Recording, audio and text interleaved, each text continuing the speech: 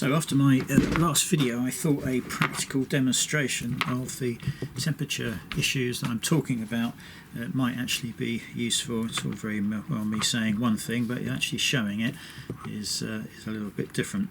So standard firmware, just two plates that I've matched previously, but I'm just going to plug them in and turn them on and see that I have got the temperature correct. And then I'm going to take another pair of ceramic plates and I'm going to plug them in and see what the difference is. So there we are, on, and we'll let them warm up.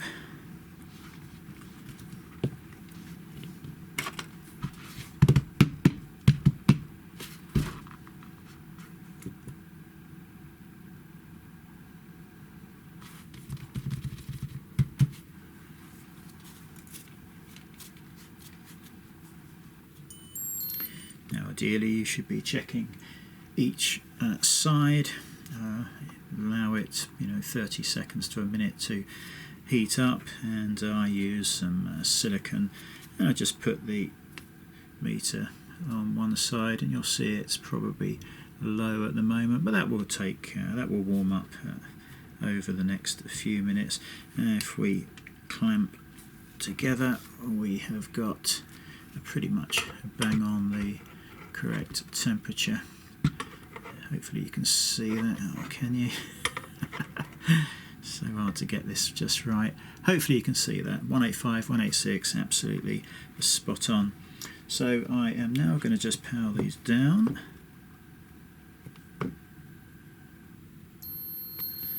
And unplug.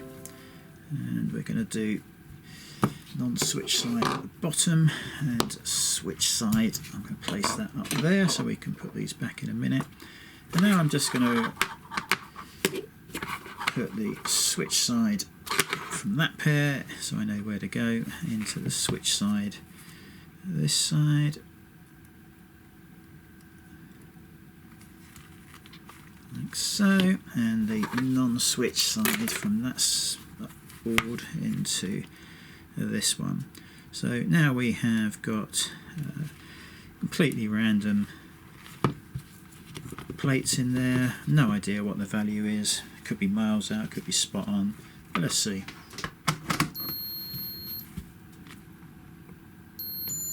And we'll just let these do their thing. Hopefully you can see that.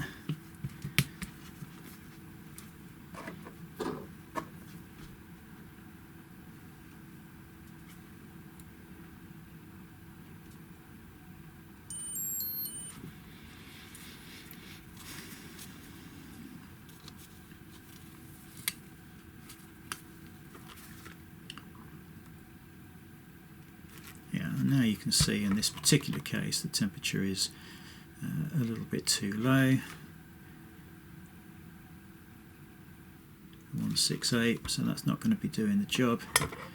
So whilst that's not a heating issue, that is not going to work for the customer very well. So these are slightly out.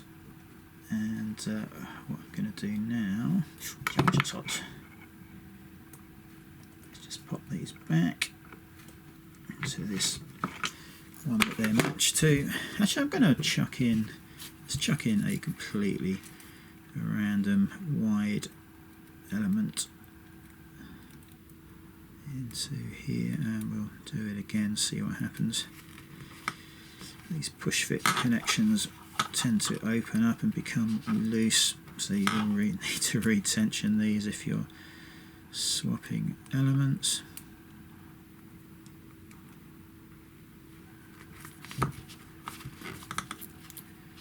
Right, let's plug in again. Just going to heat up the new element just a little bit with the heat from the other element, so there's not a massive instant difference. And now we're going to fire them up. And there we go. And we'll see if there's any difference in the temperature this time. So too low, in my experience, is pretty unusual. It's usually way too high is the issue. Now that wide plate will still be heating up, and let's have a look at the temperature. And you can actually see it's even lower at this time, so these would be totally ineffective. But you see the problem. Now, unfortunately for me, all I've done is shown two low readings, which I say is very unusual.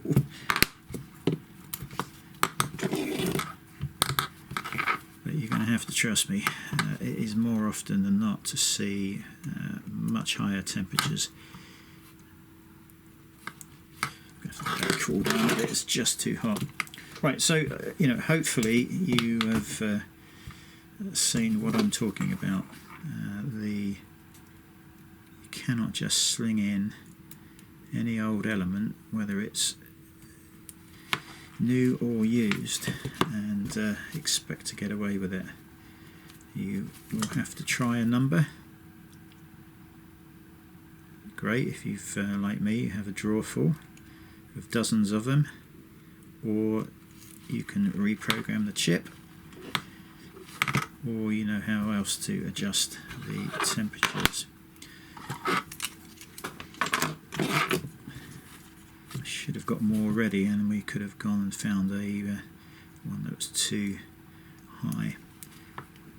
But I think I've proved clearly that the value of the element, and I'm not talking about the resistance of the element, I'm talking about the other centre two wires, value there varies, and that is the effect.